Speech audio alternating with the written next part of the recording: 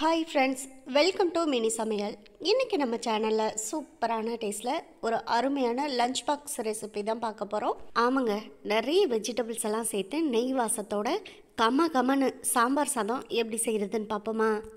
சாம்பார் சாதம் செய்கிறதுக்கு முதல்ல சாதத்தை ரெடி பண்ணிக்கணும். அதுக்காக குக்கரில் முதல்ல 1 கப் அளவுக்கு சாப்பாட்டு அரிசி சேர்த்துக்கங்க. கூடவே 1/2 கப் அளவுக்கு துவரம் பருப்பு சேர்த்துக்கங்க. எந்த கப்பால் நீங்கள் அரிசியை அளந்து சேர்த்தாலும் சரி, அந்த கப்பால் 1 கப் அளவுக்கு அரிசி எடுத்தீங்கன்னா, அதாவது 1/2 கப் அளவுக்கு துவரம் பருப்பு எடுத்துக்கணும். அப்போ தான் சாம்பார் சாதத்துக்கு சரியாக இருக்கும். இப்போ இதில் தண்ணி சேர்த்து நல்லா முதல்ல அரிசியையும் பருப்பையும் கழுவி எடுத்துக்கலாம். அரிசியையும் பருப்பையும் கழுவி எடுத்த பிறகு இப்போ அரிசியையும் பருப்பையும் வேக வைக்கிறதுக்கு தேவையான அளவு தண்ணி சேர்த்துக்கணும். அரிசியும் பருப்பும் சேர்த்து நம்ம மொத்தமாக 1/2 கப் அளவுக்கு சேர்த்துருக்கோம். அதனால மொத்தமாக 5 கப் அளவுக்கு இப்போ நான் தண்ணி சேர்த்துக்கிறேன். 1/2 கப் அளவுக்கு அரிசியும் பருப்பும் சேர்த்ததுக்கு 3 மடங்கு அளவுக்கு ஜாஸ்தியாகவே நான் இப்போ தண்ணி சேர்த்துருக்கேன். சாம்பார் சாதத்துக்கு முதல்ல சாதம் நல்லா குலைவாக வெந்து வரணும். அதுக்காக தான் கொஞ்சம் அதிகமாகவே தண்ணி சேர்த்துருக்கோம். அரிசியையும் பருப்பையும் வேக வைக்கிறதுக்கு முன்னாடி கொஞ்சமாக மஞ்சத்தூள் சேர்த்துக்கங்க. கூடவே தேவையான அளவு உப்பு சேர்த்துக்கங்க. இப்போ எல்லாத்தையும் சேர்த்து நல்லா ஒரு முறை கலந்து விட்டுட்டு நம்ம குக்கரை க்ளோஸ் பண்ணிக்கலாம். குக்கரை நல்லா க்ளோஸ் பண்ண பிறகு விசில் போட்டு 5 விசில் விடட்டும். அப்போ தான் சாதம் நமக்கு நல்லா குலைவாக வெந்து வரும். அது வரைக்கும் நம்ம வெயிட் பண்ணலாம். 5 விசில் விட்ட பிறகு நம்ம ப்ரெஷர்லாம் ரிலீஸ் ஆன பிறகு நம்ம குக்கரை ஓப்பன் பண்ணி பார்க்கலாம். சாதம் நல்லா வெந்து வர்றதுக்குள்ளே நம்ம இந்த சாம்பார் சாதத்துக்கு தேவையான மசாலா ஒன்று ரெடி பண்ணிக்கணும். அதுக்காக ஸ்டவ்வில் ஒரு கடாயை எடுத்து வச்சு அதில் 1 ஸ்பூன் அளவுக்கு மல்லி, 1 ஸ்பூன் அளவுக்கு துவரம்பருப்போ இல்லை கடலைப்பருப்போ, நான் இன்றைக்கி துவரம்பருப்பு தான் சேர்த்துருக்கேன், 1 ஸ்பூன் அளவுக்கு உளுந்து, அப்புறமா 1 ஸ்பூன் அளவுக்கு மிளகு, 1 ஸ்பூன் அளவுக்கு சோம்பு, 1 ஸ்பூன் அளவுக்கு சீரகம், அப்புறமா ஒரு 5 காஞ்ச மிளகா. இது எல்லாத்தையும் வறுத்து அரைச்சி அதில் தான் நம்ம மசாலா பொடி ரெடி பண்ணிக்க போகிறோம். அதனால் ஸ்டவ்வை மீடியம் ஃப்ளேமில் வச்சுட்டு நல்லா ஒரு 2-3 நிமிஷத்துக்கிட்ட வறுத்து விட்டுக்கோங்க. இது வறுபட்ட வாசனை வர ஆரம்பிக்கும். அதோடு நம்ம ஸ்டவ் ஆஃப் பண்ணிக்கலாம். இப்போ இது எல்லாத்தையுமே நல்லா வறுத்தாச்சு.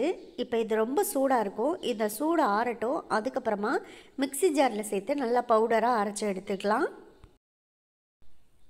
இப்போ நல்லா ஒரு 10லேருந்து 15 நிமிஷம் ஆறின பிறகு இப்போ இது எல்லாத்தையும் நான் மிக்ஸி ஜாரில் சேர்த்துக்கிறேன். அவ்வளோதான். இப்போ இதை நைஸாக பவுடராக நம்ம முதல்ல அரைச்சி எடுத்துக்கலாம். பாருங்கள், இப்போ மசாலாவை அரைச்சாச்சு. இதை அரைச்ச உடனே இதோட வாசமே நல்லா கமன்னு இருக்குது. பாருங்கள், இந்த அளவுக்கு நல்லா நைஸாக பவுடராக அரைச்சி எடுத்துக்கணும்.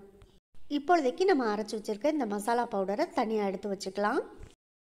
இப்போ நான் சாம்பார் சாதம் செய்கிறதுக்கு தேவையான காயெல்லாம் கட் பண்ணி தண்ணியில் போட்டு வச்சுருக்கேன். இதில் என்னென்ன வெஜிடபிள்ஸு சேர்க்க போகிறோன்னா, முள்ளங்கி, பீன்ஸு, கேரட்டு, கத்திரிக்காய், உருளைக்கிழங்கு. இன்றைக்கி நான் 5 வகையான வெஜிடபிள்ஸ் வந்து ரெடி பண்ணி வச்சுருக்கேன். உங்ககிட்ட முருங்கைக்காய் இருந்தால் கூட சேர்த்துக்கோங்க. முருங்கைக்காய் சேர்க்கும்போது சாம்பார் சாதத்தோட டேஸ்ட்டு இன்னும் சூப்பராகவே இருக்கும்.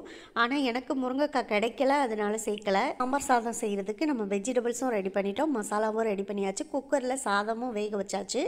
அடுத்ததாக சாம்பார் சாதம் நம்ம செய்ய ஆரம்பிச்சிடலாம். அதுக்காக ஸ்டவ்வில் ஒரு கடாயை எடுத்து வச்சுக்கோங்க. அதில் 3 ஸ்பூன் அளவுக்கு எண்ணெய் சேர்த்து எண்ணெய் சூடானதுமே ஒரு 10லேருந்து 15 சின்ன வெங்காயத்தை சேர்த்துக்கோங்க. கூடவே ஒரு 10 பல் பூண்டு சேர்த்துக்கோங்க. அப்புறமா 2 மீடியம் சைஸ் தக்காளி, நல்லா பழுத்த தக்காளியாக பார்த்து கட் பண்ணிவிட்டு சேர்த்துக்கோங்க.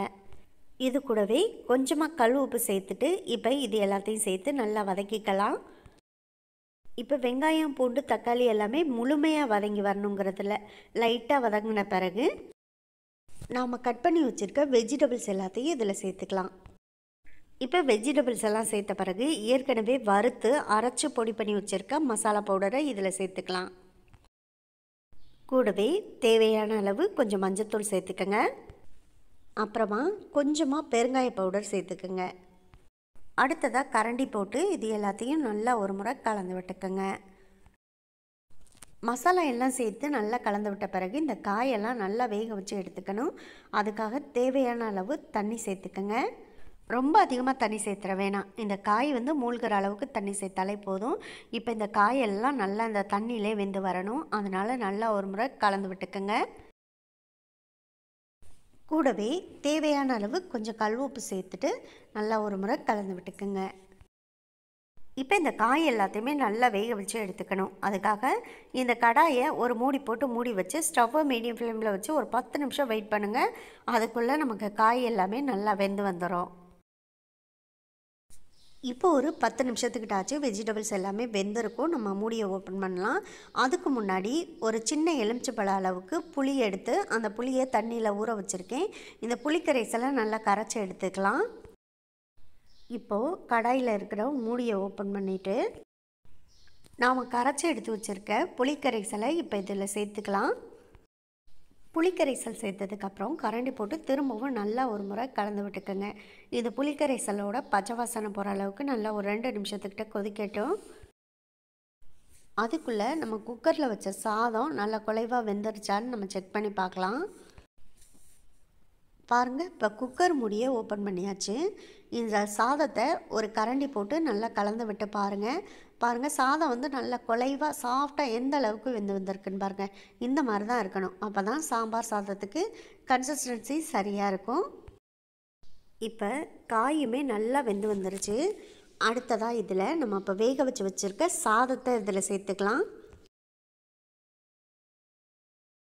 இப்போ நம்ம வேக வச்ச சாதம் எல்லாத்தையுமே இது கூட சேர்த்தாச்சு. இப்போ சாதத்தை நல்லா கரண்டி போட்டு ஒரு முறை எல்லாத்தையும் சேர்த்து கலந்து விட்டுக்குங்க. ஆமாம், இந்த சாம்பார் சாதத்தில் ஃப்ரெஷ்ஷாகவே மசாலா பொடியெல்லாம் அரைச்சிட்டு சேர்க்குறதுனால இது சாப்பிட்றதுக்கு ரொம்பவே நல்லா கமகமன்னு மணமாக இருக்கும். சாதம் சேர்த்ததுக்கப்புறம் நல்லா ஒரு முறை கலந்து விட்டுட்டு ஒரு 2 நிமிஷத்துக்கு மட்டும் மூடியை போட்டு மூடி வைங்க. 2 நிமிஷம் கழித்து ஓப்பன் பண்ணி பார்க்கலாம். இப்போ ஒரு 2 நிமிஷம் ஆச்சு. மூடியை ஓப்பன் பண்ணி பாருங்கள். ரொம்ப சூப்பராக நல்லா கமகமன்னு சாம்பார் சாதம் நம்ம ரெடி பண்ணிட்டோம். இப்போ திரும்பவும் நல்லா ஒரு முறை கலந்து விட்டு பாருங்கள். இப்போ இதில் இன்னும் கொஞ்சம் வாசனைக்காக கொஞ்சம் கொத்தமல்லி தலையை பொடியாக கட் பண்ணிவிட்டு சேர்த்துக்கோங்க. இப்போ சேர்த்துருக்க கொத்தமல்லி தலையும் லைட்டாக ஒரு முறை கலந்து விட்டுட்டு இந்த சாம்பார் சாதத்துக்கு தேவையான தாளிப்பை நம்ம தாளித்து சேர்த்துக்கலாம். அதுக்காக ஸ்டவ்வில் ஒரு கடாயை எடுத்து வச்சு அதில் ஒரு 2 ஸ்பூன் அளவுக்கு நெய் சேர்த்துக்கங்க. நெய் சூடாகி கொஞ்சம் கரைஞ்சி வந்ததுமே அதில் ஒரு 10லேருந்து 12 முந்திரி பருப்பு சேர்த்து நல்லா லைட்டாக ஒரு கோல்டன் கலரில் வறுத்து எடுத்துக்கங்க. இந்த மாதிரி ஒரு கோல்டன் கலரில் செவந்து வந்தோடனே இப்போ நம்ம நெய்யில் வறுத்த இந்த முந்திரி பருப்பை அப்படியே சாம்பார் சாதத்தில் சேர்த்துக்கலாம். அப்புறமா அதே கடாயை அடுப்பில் திரும்பவும் வச்சு ஒரு 2லேருந்து 3 ஸ்பூன் அளவுக்கு எண்ணெய் சேர்த்துட்டு எண்ணெய் சூடானதுமே அதில் கடுகு உளுந்தம்பருப்பு சேர்த்துக்கங்க. கடுகு உளுந்தம்பருப்பும் நல்லா பொரிஞ்சு வந்த உடனே 2 காஞ்ச மிளகாய் சேர்த்துக்கங்க. கூடவே ஒரு கைப்பிடி அளவுக்கு கருவேப்பிலையும் சேர்த்துக்கங்க. இப்போ இது எல்லாத்தையும் சேர்த்து நல்லா தாளிச்சிட்டு இந்த தாளிப்பையும் அப்படியே எடுத்து நம்ம சாம்பார் சாதத்தில் சேர்த்துடலாம். தாளிப்பழம் சேர்த்த பிறகு நல்லா ஒரு முறை சாம்பார் சாதத்தை கலந்து விட்டுக்குங்க. சாம்பார் சாதம் இன்னும் மணமணக்கு நல்லா கமகமன வாசனையோடு இருக்கணுங்கிறதுக்காக கடைசியாக ஒரு 2 ஸ்பூன் அளவுக்கு நெய் சேர்த்து திரும்பவும் நல்லா கலந்து விட்டுட்டு அதோட ஸ்டவ் ஆஃப் பண்ணிவிட்டு சாம்பார் சாதத்தை இறக்கி வச்சிங்கன்னா சூப்பரான டேஸ்ட்டில் நல்லா அட்டகாசமான அருமையான சாம்பார் சாதம் கமகமன்னு ரெடி ஆயிரும். இந்த வீடியோ உங்களுக்கு பிடிச்சிருந்தா இந்த வீடியோவை லைக் பண்ணி நம்ம சேனலை மறந்துடாமல் சப்ஸ்கிரைப் பண்ணிக்கோங்க. சப்ஸ்கிரைப் பண்ணும்போது பக்கத்தில் உள்ள பெல் ஐக்கானையும் கிளிக் பண்ணி வச்சுட்டிங்கன்னா நான் போடக்கூடிய குக்கிங் வீடியோ எல்லாமே உடனுக்குடனே உங்களுக்கு வந்து சேரும். உங்கள் ஃப்ரெண்ட்ஸ் அண்ட் ரிலேட்டிவ்ஸ் எல்லாருக்கும் ஷேர் பண்ணுங்கள். இந்த வீடியோ பற்றின கருத்துக்கள் ஏதாவது இருந்தால் கமெண்ட் பாக்ஸில் சொல்லுங்கள். இதே போல் அடுத்தடுத்து நல்ல நல்ல வீடியோவில் சந்திப்போம். ஓகே, பாய்.